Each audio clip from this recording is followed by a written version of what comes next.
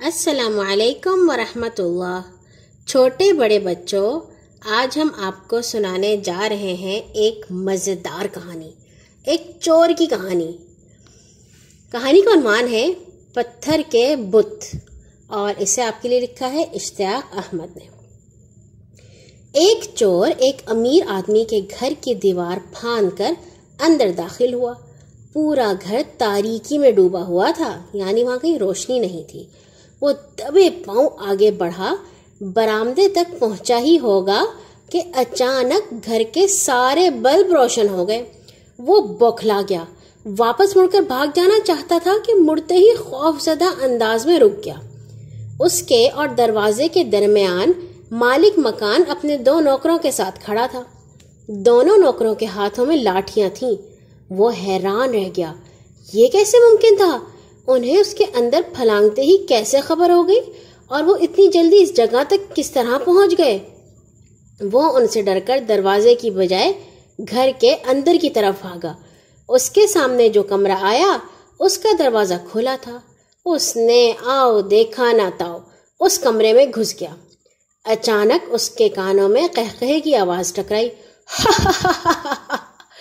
وہ گڑبڑا گیا۔ پہلا خیال یہی آیا کہ کہیں وہ آج کسی بھوت کے گھر میں تو نہیں پھنس گیا ہے۔ کمرے کا بلب روشن تھا۔ ایک آدمی چارپائی پر لیٹا ہوا تھا اور ایک کوہنی کے بل اوپر کو اٹھا ہوا تھا۔ اس کی نظریں اس پر تھیں۔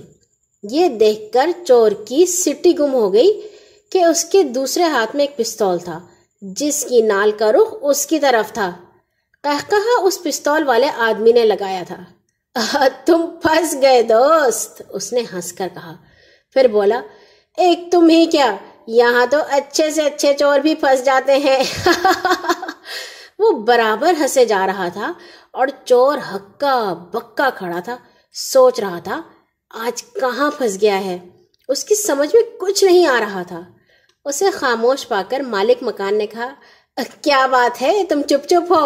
بھائی ایسا تو ہوتا ہی ہے، چور کبھی نہ کبھی تو پکڑا ہی جاتا ہے، سو آج تم پکڑے گئے۔ تم حیران ہو رہے ہوگے اور سوچ رہے ہوگے کیا میں اور میرے ملازم چوروں کے انتظار میں ساری رات جاگتے ہی رہتے ہیں؟ سنو، دروازے پر تم نے جس آدمی کو 2 نوکروں کے ساتھ کھڑے دیکھا تھا اور جن کے ہاتھوں میں لاٹھیاں تھیں، وہ دراصل آدمی نہیں ہیں، پتھر کے بنے ہوئے بت ہیں، لیکن اس خوبصورتی سے بنائے گئے ہیں کہ غور سے دیکھنے کے بعد ہی پتہ چلتا ہے یہ اصل انسان نہیں۔ سارے گھر کے بلب اس طرح روشن ہوتے ہیں کہ میں نے برآمدے کے فرش کو اس طرح بنوایا ہے کہ جو ہی کوئی اس پر قدم رکھتا ہے سارے بلب جل جاتے ہیں۔ چور گھبرا جاتا ہے، گھبرا کر واپس مڑتا اور بھاگ جانا چاہتا ہے، لیکن اسے 3 آدمی نظر آتے ہیں، جن میں سے 2 کے ہاتھوں میں لاٹھیاں ہیں، تو وہ اور بھی گڑبڑا جاتا ہے اور باہر کی بجائے اندر کی طرف دوڑا آتا ہے۔ ادھر بلب جلنے کے ساتھ ہی میرے سرہانے رکھا ہوا الارم بج اٹھتا ہے، لیکن اس الارم کی آواز صرف میرے کانوں میں آتی ہے، کوئی دوسرا اس کی آواز نہیں سنتا۔ تم میرے کان میں لگے ہوئے آلے کو دیکھ ہی رہے ہو، الارم کی آواز اس آلے کے ذریعے ہی میرے کان میں آتی ہے، چنانچہ میں اٹھ جاتا ہوں اور چور کے استقبال کے لیے اٹھ کھڑا ہوتا ہوں۔ یہ کہہ کر وہ خاموش ہو گیا۔ اس کے چہرے پر ایک مسکراہٹ تھی۔ چور کچھ بھی نہیں کہہ سکا۔ وہ تو سوچ بھی نہیں سکتا تھا کہ اس شہر کے کسی گھر میں اس قدر زبردست انتظام بھی ہو سکتا ہے۔ اس نے سوچا، تو اس کا مطلب یہ ہوا کہ یہ آدمی ضرورت سے کچھ زیادہ ہی دولت مند ہے۔ ابھی وہ یہ بات سوچ ہی پایا تھا کہ مالک مکان پھر بولا، اب تم یہ سوچ رہے ہوگے کہ میں بہت دولت مند ہوں۔ ہاں یہ ٹھیک ہے، خدا نے مجھے بہت دولت دی ہے، لیکن اس نے اپنی مہربانی سے دولت دینے کے ساتھ ساتھ مجھے عقل کی دولت بھی دی ہے۔ میں نے اس عقل سے کام لے کر یہ سارا انتظام کیا ہے۔ یوں بھی میں خدا کی راہ میں خرچ کرتا ہوں، اور جو آدمی خدا کی راہ میں خرچ کرتا رہے اس کی دولت کو چرایا نہیں جا سکتا۔ اب تم بتاؤ میں تمہارے ساتھ کیا سلوک کروں؟ یہ کہہ کر وہ پھر چپ ہو گیا۔ میں چور ہکلا کر رہ گیا۔ کہہ بھی کیا سکتا تھا؟ اس کا تو وہی حال تھا، کاٹو تو بدن میں لہو نہیں۔ خیر تم کیا کہو گے میں بتاتا ہوں۔ سنو، اگر تم زندگی بھر کے لیے چوری سے توبہ کر لو تو میں تمہیں ضروریات کے لیے کچھ پیسے بھی دوں گا، تاکہ تم کوئی چھوٹا موٹا کام کر کے اپنا گزارا کر سکو۔ ٹھیک ہے، میں اب کبھی چوری نہیں کروں گا، میں وعدہ کرتا ہوں۔ اور اگر تم نے پھر چوری کرنے کی کوشش کی تو آپ مجھے پولیس کے حوالے کر دیں، چور نے خوش ہو کر کہا۔ ٹھیک ہے، یاد رکھو شہر میں کہیں بھی چوری نہ کرنا، ورنہ میں نے تو تمہیں دیکھ ہی لیا ہے، میرے آدمی تمہیں ڈھونڈ نکالیں گے۔ ٹھیک ہے جناب، آپ سے کوئی کام کرنے کے لیے جب رقم مل جائے گی تو پھر چوری کرنے کی ضرورت ہی کیا رہ جائے گی۔ ٹھیک ہے، میں تمہیں 50,000 روپے دیتا ہوں، تم ان سے کوئی بھی کام شروع کر ڈالو، اللہ مدد کرے گا۔ یہ کہہ کر اس نے اپنے سرہانے کی دیوار میں لگی الماری کا دروازہ کھولا۔ الماری کو تالا نہیں لگا ہوا تھا۔ ظاہر ہے اس قدر شاندار انتظام کرنے والے کو تالا لگانے کی ضرورت بھی کیا تھی۔ دروازہ کھولنے کے بعد اس نے ایک دراز کھینچی، اس میں سے نوٹوں کی گڈی نکالی اور چور کی طرف اچھال دی۔ چور نے آگے بڑھ کر اسے دبوچ لیا۔ اس وقت اس کی نظر دراز میں پڑی، اس میں نوٹوں کی گڈیوں کے علاوہ ہیرے جواہرات بھی رکھے تھے۔ ان کی چمک سے اس کی آنکھیں چندھیا گئیں۔ اگر پیسوں کی پھر ضرورت پڑ جائے تو تمہیں چوروں کی طرح آنے کی ضرورت نہیں، دن کی روشنی میں آ جانا، تمہاری ضرورت پوری کر دی جائے گی۔ بہت بہت شکریہ جناب، چور نے خوش ہو کر کہا۔ اب تم جا سکتے ہو، دیوار پھاندنے کی کوشش نہ کرنا، دروازہ کھول کر باہر نکل جانا۔ جی اچھا، یہ کہہ کر چور کمرے سے نکل گیا۔ اس کا دل خوشی سے اچھل رہا تھا، مفت میں 50,000 روپے مل گئے تھے۔ گھر سے باہر نکلتے ہوئے اسے دراز میں رکھے جواہرات کا خیال آیا۔ اس نے سوچا اب وہ اس گھر کے اندر سے واقف تو ہو ہی چکا ہے، آسانی سے ان جواہرات کو چرا سکتا ہے۔ اس خیال کے آتے ہی وہ خوش ہو گیا۔ پھر سوچا اس نے تو پھر کبھی چوری نہ کرنے کا وعدہ کیا ہے۔ کیسا وعدہ، میں ایک چور ہوں اور چوری کرنا میرا پیشہ ہے، میں چوری ضرور کروں گا اور اسی گھر میں کروں گا، میں دیکھوں گا وہ کس قدر عقل مند ہے، اس نے دل ہی دل میں کہا۔ دوسری رات کو وہ پھر دیوار پھاند کر مکان میں داخل ہوا۔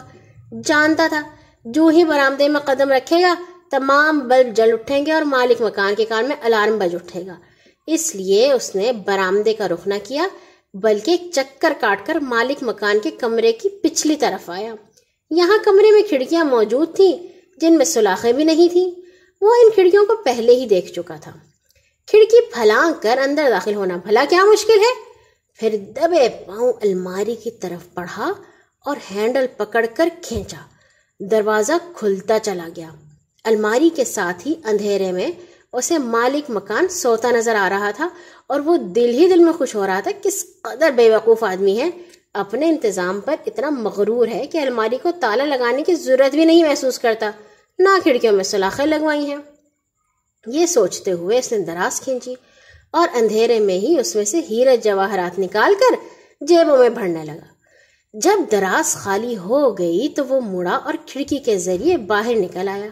اب اس کا رخ دروازے کی طرف تھا۔ پتھر کے 3 انسان پہرے داروں کی طرح کھڑے تھے، جن میں سے 2 کے ہاتھوں میں لاٹھیاں تھیں۔ اسے بھلا ان سے کیا ڈر ہو سکتا تھا، وہ تو پتھر کے بت تھے۔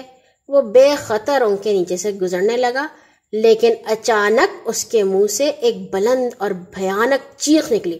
آہ! اس کے سر پر 2 لاٹھیاں ایک ساتھ لگی تھیں۔ دوسرے ہی لمحے وہ بے ہوش ہو چکا تھا۔ اسے ہوش آیا تو وہ ایک چارپائی پر لیٹا تھا اور مالک مکان اس پر جھکا ہوا تھا۔ اسے ہوش میں آتے دیکھ کر اس نے سنجیدہ لہجے میں کہا، کیوں بھائی، کیا 50,000 روپے اتنی جلدی ختم ہو گئے تھے؟ اور میں نے تم سے کہا نہیں تھا کہ ختم ہو جائیں تو آ کر اور لے لینا؟ لیکن تم چوری سے باز نہ آئے۔ دراز میں ہیرے دیکھ کر تم بدنیت ہو گئے اور دوبارہ چوری کرنے یہاں آ گئے۔ تم یہ بھول گئے کہ خدا نے مجھے دولت کے ساتھ عقل بھی عطا کی ہے۔ پتھر کے یہ انسان بھی حرکت کر سکتے ہیں، تم شاید سوچ بھی نہیں سکتے تھے، لیکن میں تمہیں بتاتا ہوں، جب کوئی شخص ان کے نیچے سے گزرتا ہے تو دونوں لاٹھیاں اس کے سر پر پڑتی ہیں۔ کل یہ لاٹھیاں تمہارے سر پر اس لیے نہیں پڑی تھیں کہ میں نے ایک بٹن دبایا تھا۔ اس بٹن کے دبانے کے بعد یہ بت حرکت نہیں کر سکتے۔ اب میں تمہیں پولیس کے حوالے کر رہا ہوں۔ نہیں، خدا کے لیے ایسا نہ کریں، چور نے چلا کر کہا۔ کیوں ایسا نہ کروں؟ کل ہمارے درمیان کیا یہ بات طے نہیں ہوئی تھی؟ ہاں ہوئی تھی، میں بہت برا ہوں، میں نے بڑی بھاری غلطی کی ہے، لیکن آپ تو بہت مہربان آدمی ہیں، مجھے ایک بار اور معاف کر دیں، میں آئندہ زندگی بھر کبھی چوری نہیں کروں گا۔ نہیں دوست، یہ نہیں ہو سکتا۔ سنو، ایک حدیث ہے کہ مسلمان ایک ہی سوراخ سے 2 بار نہیں کاٹا جاتا۔ میں ایک بار کاٹا جا چکا ہوں، دوسری بار نہیں کاٹا جاؤں گا۔ تمہیں معاف کرنا لوگوں کے گھروں میں چوری کرنے کے برابر ہوگا۔ میں تمہاری ایک نہیں سنوں گا۔ یہ کہہ کر مالک مکان پولیس اسٹیشن کو فون کرنے لگا۔